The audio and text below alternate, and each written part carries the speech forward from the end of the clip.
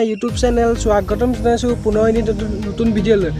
Guys আজি মই ওলাইছোঁ এটা গেমৰ ওপৰত যিটো হৈছে নতুনকৈ ওলাইছে বেটেল গ্ৰাউণ্ড পাবজি নিচিনা আৰু বেটেল গ্ৰাউণ্ড সেই গেমটোৰ ওপৰত আজি ক'ম গাইজ গেমটো আহিল কিন্তু প্লে ষ্ট'ৰত ডাউনলোড কৰিব পৰা নাই এতিয়ালৈকে বহুতো লোকে সেইকাৰণে যোনে এই গেমটো ডাউনলোড কৰিব পৰা নাই সেই লোকৰ কাৰণে এই ভিডিঅ'টো চাই থাকক কেনেকৈ ডাউনলোড কৰিব পাৰে গাইজ আপোনালোকে যেতিয়া বেটেল গ্ৰাউণ্ডটো প্লে ষ্ট'ৰত ডাউনলোড কৰিবলৈ যাব তেতিয়া ডাউনলোড অপশ্যন নাথাকে ৰেজিষ্টাৰ কৰাহে অপশ্যন থাকে এই ভিডিঅ'টো সম্পূৰ্ণ চাওক মই আপোনালোকক প্লে ষ্ট'ৰৰ পৰা ডাউনলোড কৰোৱা শিকাম বলক তেন্তে আজি ভিডিঅ'টো আৰম্ভ হ'ব যদি ভিডিঅ'টো ভাল পালে লাইক কৰিব চেনেলটো যদি ছাবস্ক্ৰাইব কৰি বেল আইকন বজাই থ'ব বলক এতিয়া আমি ভিডিঅ'টো আৰম্ভ গাইজ মই এতিয়া মোবাইল স্ক্ৰীণত আহিলোঁ আৰু অহাৰ লগে লগে আপোনালোকে যদি প্লে ষ্ট'ৰত যায় তেনেহ'লে এনেকুৱা এটা দেখায় চাওক আনৰেজিষ্টাৰ বুলি দেখায় কাৰণ কিয় দেখায় সেইটো নাজানো কিন্তু যেতিয়া আপোনালোকে ডাউনলোড কৰিবলৈ প্লে ষ্ট'ৰত যাব আনৰেজিষ্টাৰ বুলি দেখায় সেইকাৰণে আপোনালোকে ডাউনলোড কৰিব নোৱাৰে বলক এতিয়া মই দেখাওঁ কেনেকৈ ডাউনলোড কৰিব পাৰে ডাউনলোড কৰিবলৈ হ'লে গুগলত যাব লাগিব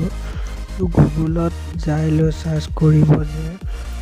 বেটেল গ্ৰাউণ্ড www.com বুলি চাৰ্চ কৰি দিয়াৰ লগে লগে এনেকুৱা এটা ইণ্টাৰফেচ আহিব আৰু গাইজ অহাৰ লগে লগে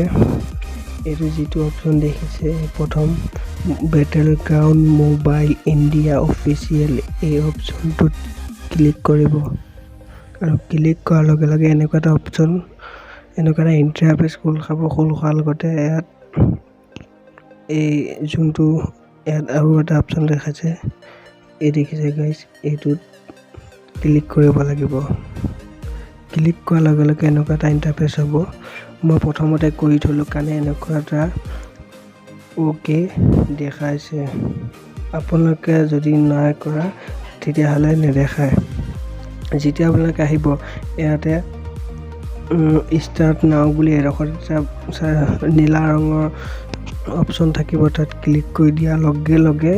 এনেকুৱা এটা ইণ্টাৰফেচ হৈ যাব অ'কে হৈ যাব যোৱাৰ পিছত আপোনালোকে যদি প্লে ষ্ট'ৰত যায় প্লে ষ্ট'ৰত যোৱাৰ লগে লগে ইয়াত এনেকৈ যদি চাৰ্চ কৰে বেটেল গ্ৰাউণ্ড আৰু বেটেল গ্ৰাউণ্ড বুলি চাৰ্চ কৰাৰ লগে লগে এইটো অপশ্যনত ক্লিক কৰাৰ লগে লগে ডাউনলোড কৰা আহি যায় এনেকৈ গাইজ ভিডিঅ' যদি ভাল পালে লাইক কৰিব চেনেলটো ছাবস্ক্ৰাইব কৰি বেল আইকন বজাই থ'ব ধন্যবাদ।